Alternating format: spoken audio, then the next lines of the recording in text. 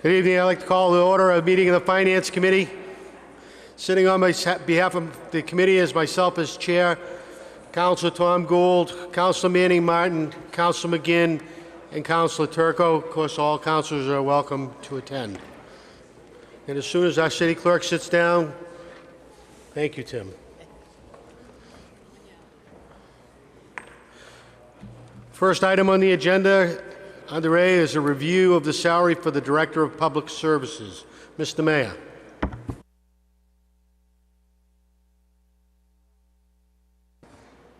Thank you, Mr. Chairman. Good evening, councilors. I'm here today to request approval to increase the salary for the Director of Public Services to $135,000 maximum. That would allow for flexibility, I think, to increase and widen the pool of candidates that we would get for the position. The city of Peabody is growing. The city of Peabody is becoming a very active city. I think the investments we have made as a community are paying dividends. A great deal of investment from outside is coming to Peabody. Multi-million-dollar projects, the North Shore Mall, Bonkers Plaza, downtown, and has put a lot of extra stress on our municipal services.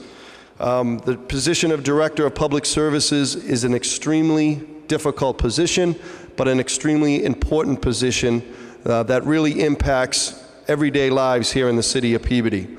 From streets and highways, the plowing operations, to water treatment, water distribution, our landfill, engineering services.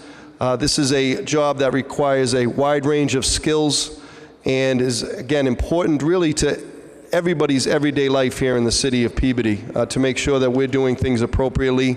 I know that every councilor here is frequently in touch with the Department of Public Services throughout the course of the year, particularly during the winter time, and we need to make sure that we have the best candidate that we can get for this position. I've provided you with a draft of the job description that I think accurately reflects the importance of this position, and also to give you a range of salaries. I think right now we are on the lower end.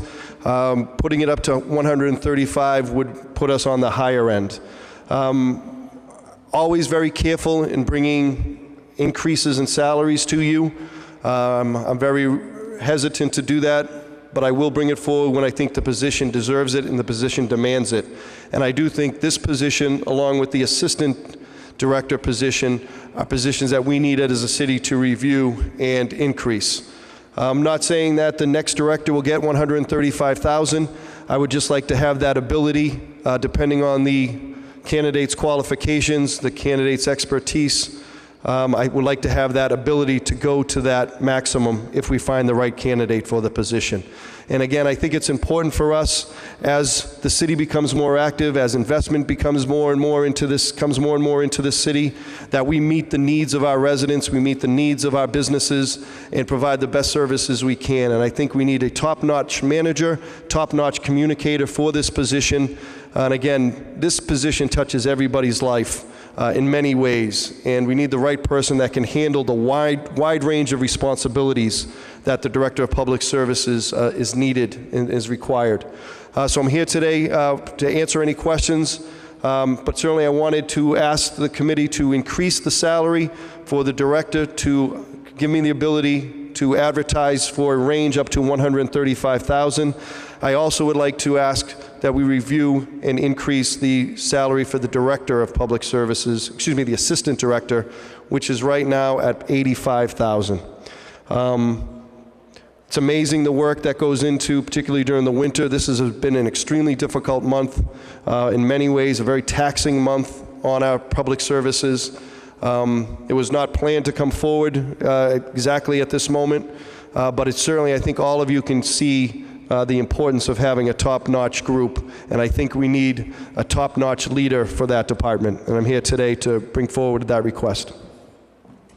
I'll accept the motion by Councilor Gould to accept on the suspension of rules the packet inclusive in your email as well as on your desk for this evening from His Honor the Mayor regarding the position description and salary comparisons.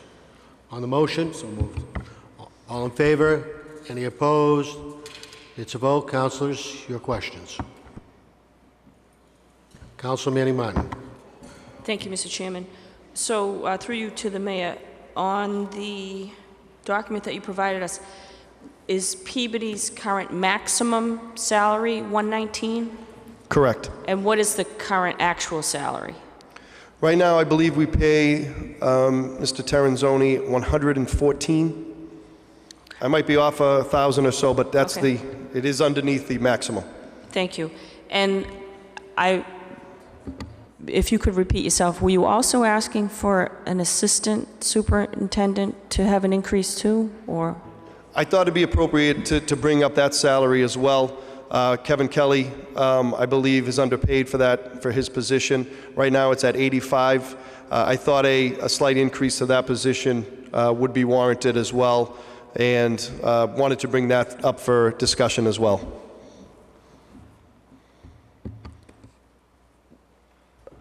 Would the assistant's position, do you plan to bring other department heads or other assistants forward for a raise later? That one just caught me off guard. I'm not prepared for that one. So are you planning to propose raises for other assistants or other directors in the coming year? Sorry. No, I am not. I try to, when we do a review of the salaries, I try to look at a couple of departments that I think might be underpaid, do a salary comparison with other communities. You may recall a couple years back, we reviewed the health department, the library, building inspectors' offices, and I thought those positions at the time were below many of the other communities in the area. I felt that this position, because of the fact that it's open, needed to be reviewed, and I felt based on the comparisons we've done, I felt the director position needed to be bumped up. The assistant director, if I wanted to bring that forward, it's not in the packet. If we wanted to hold that, I'm okay with that.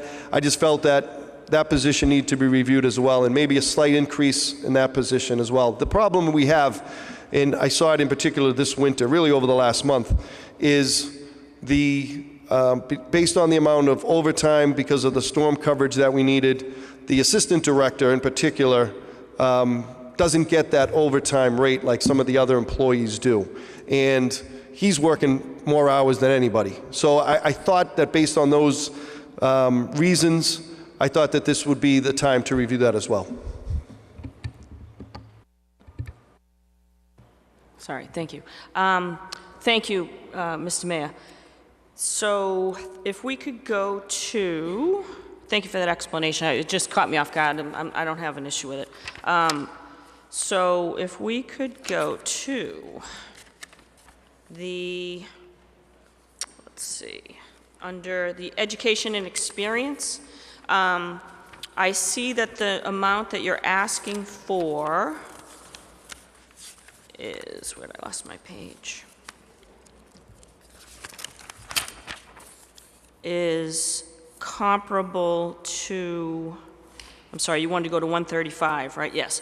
Is comparable to Lynn's maximum, and Lynn requires a master's degree, and also Lynn is considerably larger than Peabody. And Gloucester is 134. I don't know their requirements, but if we could talk just a little bit about requirements, because and I'm not saying I'm adverse to the number that you're requesting, 134 for a maximum, but what I'd like to see is the education and experience. If we're going to allow you the leeway to offer that as a maximum salary, I would like to see the minimum requirements be raised, such as I would prefer to have I think you say a bachelor's degree in public administration, business administration, civil engineering. I think is it preferred? And then you're allowed to substitute 4 years of that other required experience. And then I think you say a master's degree in engineering, public administration, or related field is strongly desired.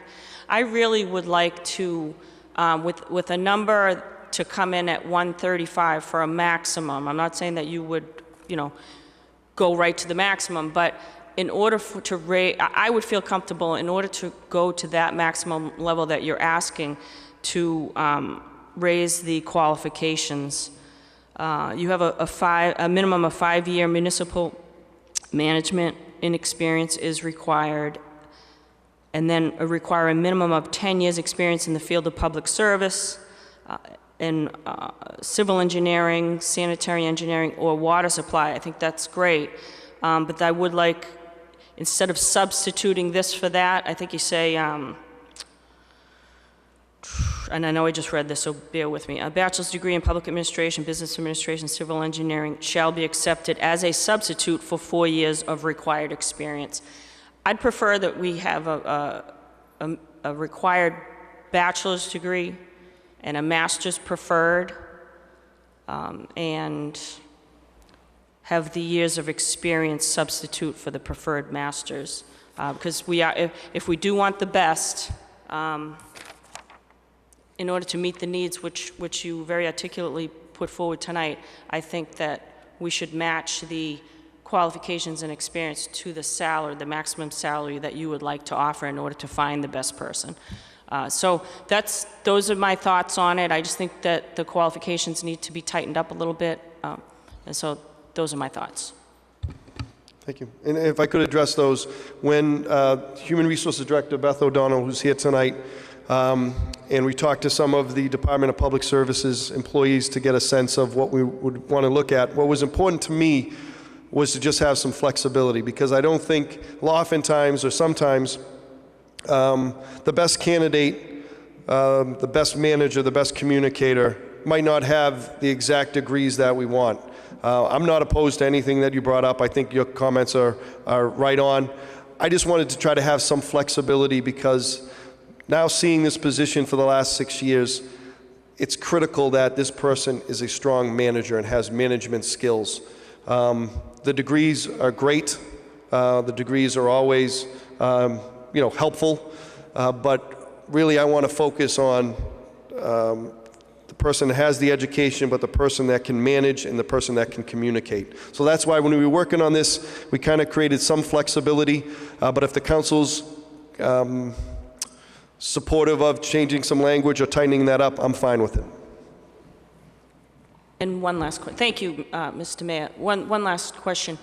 And are there requirements, Mayor, for like required certifications or required licenses for this position? And I ask that because, they have to sign off on large projects, whether it's water treatment or environmental things. Because I know, is it similar to the building commissioner's position where you have to have a license and be certified with the state? Are those type of requirements associated with this position of Director of Public Service? For water treatment, water distributions, there's certain certifications. For treatment, it's a certification for T1 to T4, T1, T2, T3, T4. As long as you have somebody within the city that has those, which we do, that would cover the certification requirements. It's always great if the director has those, but it's not mandatory. Oftentimes, it's as long as that person has somebody within the organization that has those licenses, or that they are in the process of pursuing them. Thank you. Councilor Gould. Thank you, Mr. Chairman. I'm in agreement with Councilor Manning Martin on setting the bar high. Philosophically, you've done a great job, Mr. Mayor, when you've taken the time to pursue candidates such as Mr. Healy. Fabulous job of Mr. Healy, Ms. O'Donnell, Ms. Brennan O'Donnell, Mr. Tellerico, and the top hire, I think, is Chief Griffin. So mine is just a support, and let's get somebody that fits into that category so we can look back and say, wow, what a great hire that was. So I'm in support, Mr. Mayor. Thank you. If I could, Mr. Chairman, Councilor Manning Martin, so your thought was to have the bachelor's degree be required, master's degree preferred? Yes, and if we, and I'm not even certain, if you could, what do you explain? Yes, to your question, thank you. And you're offering a substitute for 4 years of required experience that is associated with the bachelor's degree. So I would say yes, I would say bachelor's degree required, and minimum of 5 years municipal and a minimum of 10 years experience in the field of public service. And yeah, that would be fine. Because again, if you look at Lynn, it's paying $134 maximum, requiring a master's degree. And I certainly don't think that you would hire someone fresh out of grad school after getting a bachelor's degree, then go get a master's degree. I certainly don't think that you would hire them at $134. I recognize that. I just wanted to tighten it up a little bit. Thank you. Councilor McGinn. Thank you, Mr. Chairman. I do like Councilor Manning Martin's suggestion. I'd like to, if we could, get the Director of HR to perhaps comment on that. I just, if there might be anything there we're missing. Beth? Welcome. Thank you. Beth O'Donnell, Director of Human Resources. I don't have any problem with making that change. I think it's a great suggestion. And just to answer your question on the City of Lynn, the way the City of Lynn's ordinance maximums work is they are permitted to hire at different levels.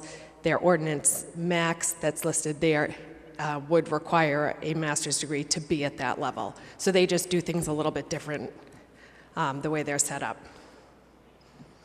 Thank you. Thank you, Mr. Chairman. Beth, while you're there. John? Thank you, Mr. Chairman. I just had one question for you also while Beth was up there. If you could help me, I do agree with the raises for both positions. We don't have a number for the assistant director, so my thought is, Kevin Kelly's at 85.5. If we set a number for that, does he automatically go to that since he's already at that cap, or does he have to work toward that cap over time? He would not automatically go to that. Budget obviously comes into play, and it would be at the recommendation and approval of the mayor. Okay, so while you're here, can you give us a recommendation on how to word that raise? I mean, for argument's sake, could we use $10,000 as a top salary range, whereas he's not going to reach that right away? And you know, how would I word that in the form of a motion, or 7,500, whatever that number may be? If I could, Councilor Turco, I would request that it would have to be a vote to increase the maximum salary ordinance for that position, which right now is Mr. Kelly is at the max for his position. We'd have to increase it to $95,000, and then it would that would allow me the flexibility to increase the salary. Whether or not I would go to the top would have to be a decision I would have to make, but that would at least, typically when I hire somebody new, I like to have them a little bit under the maximum, and then after 6 months, a year, or 2 years, they would have that ability to get to that max. So I would, if the committee's or the council's on board with moving that up to $95,000, then I would talk to Mr. Kelly and have to make a decision how far along that spectrum we'd go. But he's been here a long time and has done a great job. Thank you, and I did want to say that I support this. As most of you know, that this is my field, and originally I was going to speak against the changes Councilor Manning wanted to make, because I know that this is one of those jobs that's quasi blue collar, quasi white collar. A lot of these guys came from within. I've been in it 24 years. Most of management at Logan International, it came from within the ranks. Some have the degree, some don't. A guy like Kevin Kelly, who I don't believe has the degree, may or may not, but is in the trenches every day, and I think maybe we limit ourselves to some of the best. It works the opposite in this case, where if we require master's degrees from guys that have been doing this for their entire lives, we may actually have a reverse effect and limit the quality of people that we get that know this position very well. And I mean, you all know it, water and sewer, snow and ice, paving and sidewalks, fence repairs, clearing culverts and waterways. I think, Mayor, you mentioned all of it. And that's a broad range of experience that people need a hands-on knowledge with. So it's just food for thought. And Council Manning, I will support your change, but I do wonder if it will have an adverse effect on the hiring process in this case. Also, I just wanted to state that when I first came on the City Council, I had some issues with Bartholomew Street, and I spoke to Councilor Gould, and the first thing he said to me was, get to know Kevin Kelly and Dave Terenzoni very well. And I did that, and those guys have been extremely helpful on the council level. I think these are the two positions that most directly touch the residents every day. So I think this is the right move, and will work out great. So thank you. But, no? Yeah, I just had a question and a follow-up. The question is the city subject to the Massachusetts Pay Equity Act?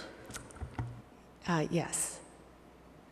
So basically, sometime this year, you have to do a valuing of all the positions, correct?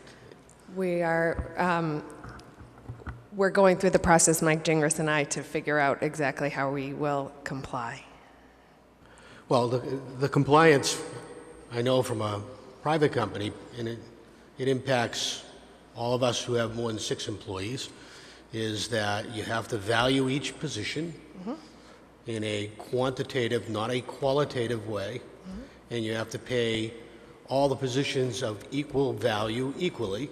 That's part of the act. That's correct. And in response to Councilor Manning Martin's, though today we could put that bachelor's degree in there as required, under the statute, my understanding is if you can't prove it's needed, you can't put it there as required, you can put it there as preferred. And so it's going to be an interesting process that you have to go through with each of these positions. So, because I look at the scales that are here, and I think it would be true that after valuing, we may be doing a lot of adjusting to bring everything in parity, and it won't go in parity to the lowest, it'll go in parity to the highest, equal. So, just food for thought. I agree that the position, it's a valuable position. We've seen, not recently, but in the past, in my time here, that the wrong person in some of these positions can cost us more than the positions. We had that experience when we had a less experienced building commissioner and making decisions for us or advising us, and we're kind of left in the lurch. So I think it's important we get qualified people. Mr. Mayor, is it your intent to look beyond the internal, is this, I don't know how to say this the right way, but is there an internal applicant for this position that you're eyeing for? This is a critical position that, again, touches every aspect of city life and touches every resident's life in many ways. We need to find the best candidate. I intend to advertise this position extensively, far and wide, to try to get the best applicant we can for this position. So there might be some internal interest. I don't think Mr. Kelly would be going for this position in conversations I had with him, but there certainly could be internal applicants. But this is a position that I think demands that we get the best candidate in and advertise it far and wide. Good, that's great to hear. So with that, are there any other comments that any council has? If there are none, I'm going to do this in 3 motions. The first motion would be to accept the draft position description with the change as requested by Councilor Manning Martin. So moved. On that motion, all in favor? Any opposed? There's a vote. The second one would be a motion by Councilor McGinn to support the mayor's recommendation for improving the maximum salary for the position of Director of Public Works to $135,000. So moved.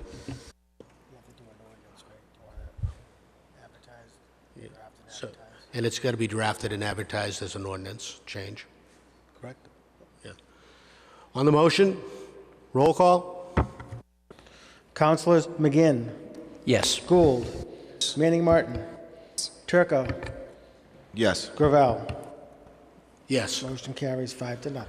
And the third motion would be from Councilor Turco as it pertains to the Assistant Director of Public Works to improve the maximum salary from $85,000 to $95,000, and again, to be advertised.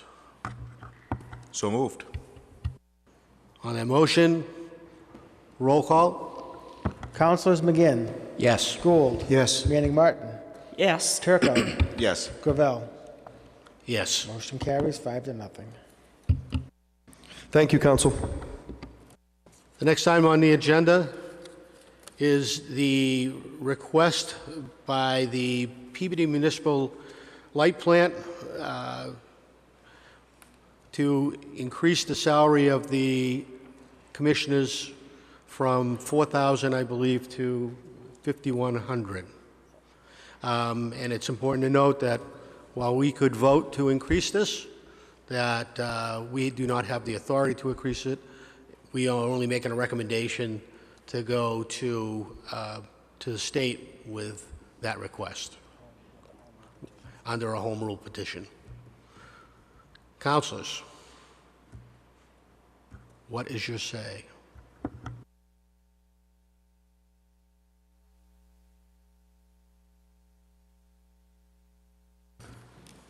Councilor Turco. Thank you. So I did look into this a little bit and talked to our retirement board, and they are 100%, the light commissioners are 100% correct in their assertion that none of this comes from the city of Peabody, so I just wanted that to be clear.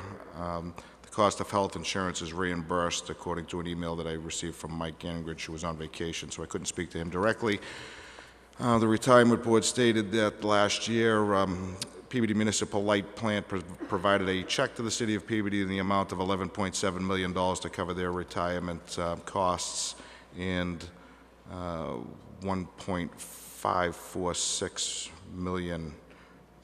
I'm sorry, the total cost was $11.7 million for the city. $1.546 million was provided from the light plant. So there is no cost to the taxpayer. I understand that the taxpayer and the ratepayer are the same person, so there will be if you wanted to look at it in that light, there is a cost in the long run.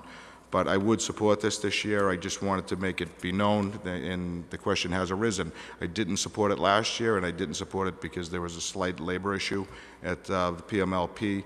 So when we look at the newspaper articles and everybody talks about how great the PMLP is, and I agree, they are great. It's a reason to brag in the city of Peabody. I'd like the commissioners to remember that the members of Local 364 ASME were the ones out there doing the work that make you look good on the front page of the newspaper. So I really hope you would take that into consideration when they come to you with the same request that you're coming to this council with. So thank you. Any other members of the committee would like to say anything, or Councilor Gould? Thank you, Mr. Chairman. We can look as a city at our light plant with pride.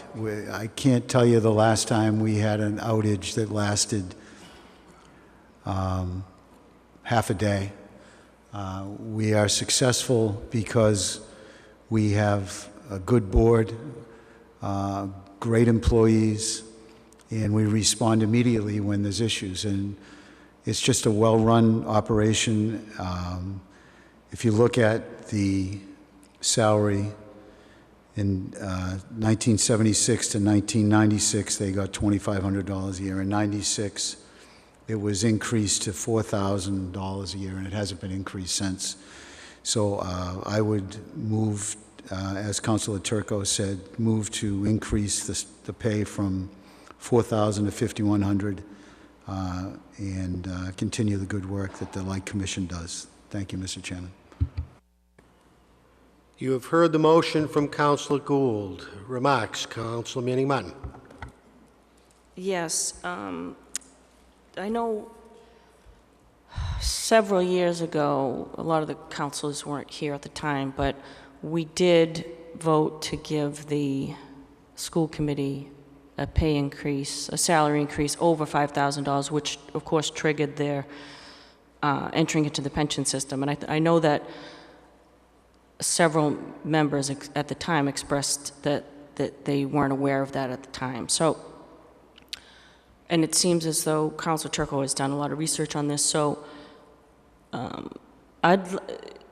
you're saying that the Light Commissioner's pension and health insurance, by raising it over $5,000 to enter into the pension system, will be funded from the light plant and will never be a responsibility on the city side of the budget? Mr. Chairman, through you to Councilor Manning, I can't say that it'll never be a problem. The one issue that I saw with it is that because it's the City of Peabody Retirement Fund, even though it's reimbursed from the Light Commission, if a Light Commissioner were to take a position at a higher rate of pay with the City of Peabody, he would only need to do 5 years at that rate of pay to get the pension, which would then come from the City of Peabody's pension system.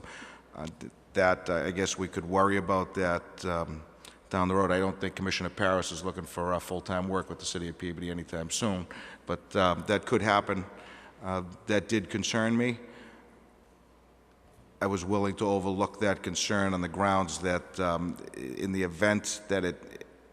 unlikely event that it happens, we could look at it then. If the person is qualified and the mayor or this council deems that that's the person we want to hire, then we'll take the hit with the retirement system. I hope that it doesn't happen. I did ask that question specifically to our retirement board, and there is an anti-spiking, so if they worked any less than 5 years, the anti-spiking ordinance would kick in through the state, and the City of Peabody would have to write a letter of explanation as to why that person went to such a higher pay grade within a short period of time. After 5 years, that the anti-spiking is no longer in effect. So. Thank you, Mr. Turco. And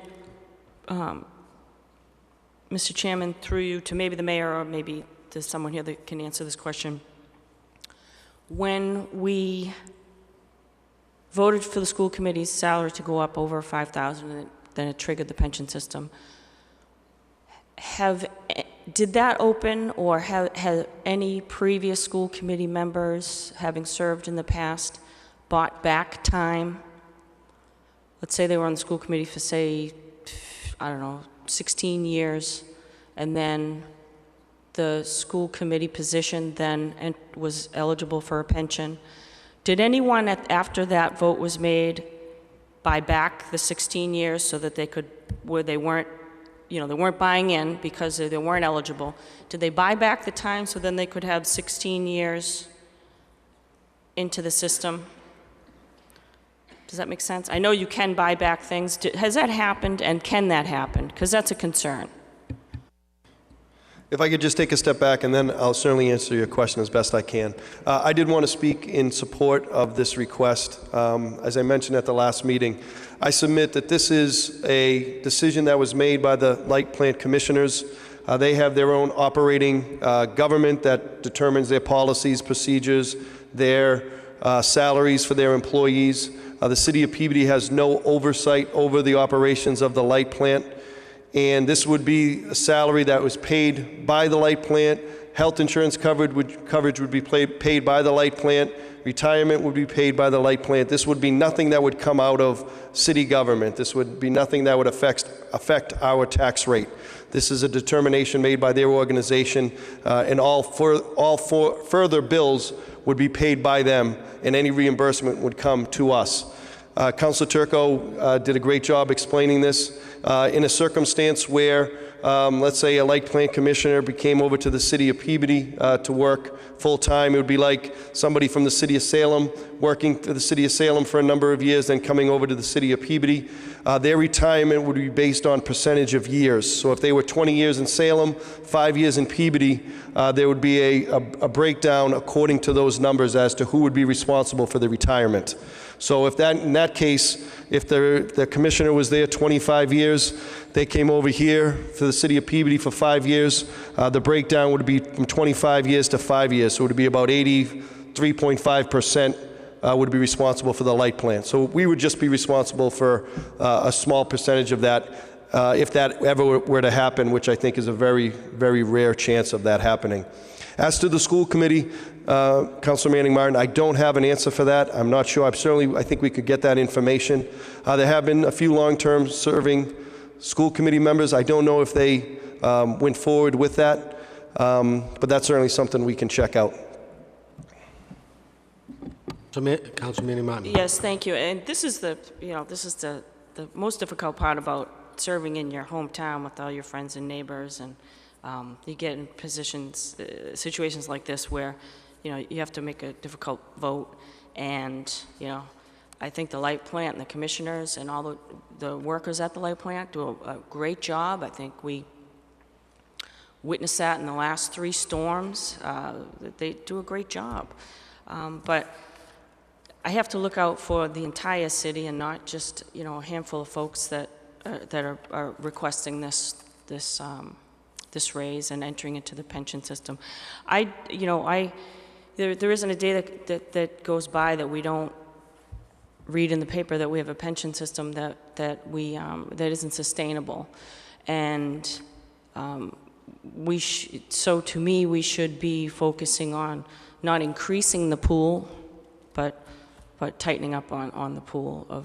We have pension promises that we have for people that are in the system already, and it's a difficult pension system to sustain, and we read that, week after week, and we're reminded of it. And so, again, very difficult decision when you work in your hometown, you love these guys, and you have to say no to them, but we have library trustees that have served for years for no compensation at all, and they do a great job too. The library is a jewel of our city, and I have to look out for the big picture and all the residents, and I am not going to support this.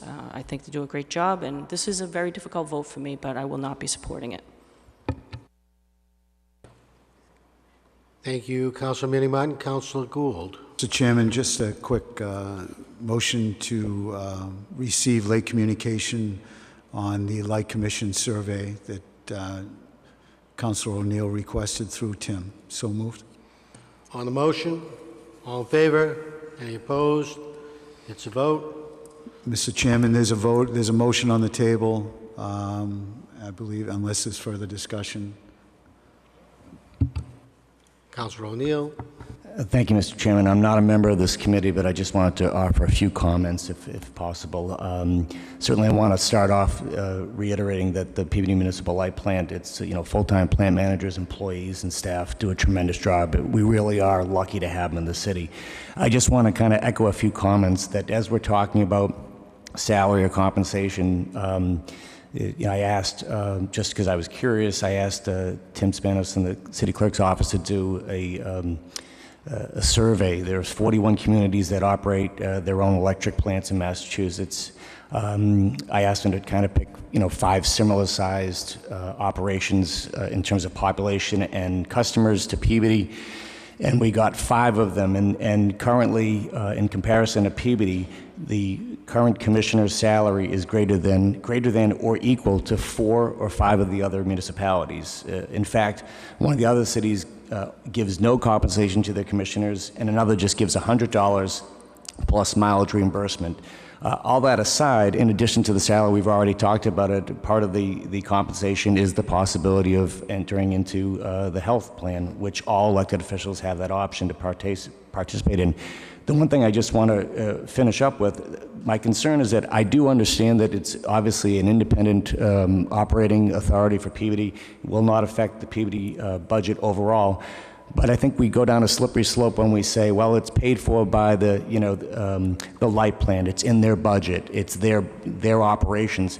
As we all know, at the end of the day, it's a community-owned facility, and the Peabody taxpayers ultimately will pay that, whatever it is, the pension or retirement or medical benefits, as well as salaries. Just something to make sure we're keeping track of. Thank you. Thank you, Counselor. And anyone else?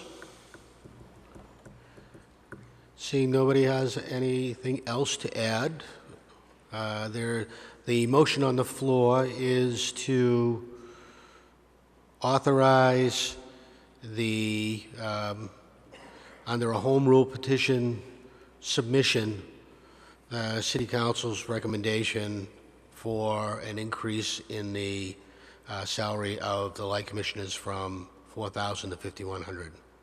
Is that correct, Council Gould? On the motion, any further comments? Seeing none, roll call. Councilors McGinn, Yes. Gould, Yes. Manning Martin, No. Turco, Yes. Gravel. Yes, Motion carries 4-1.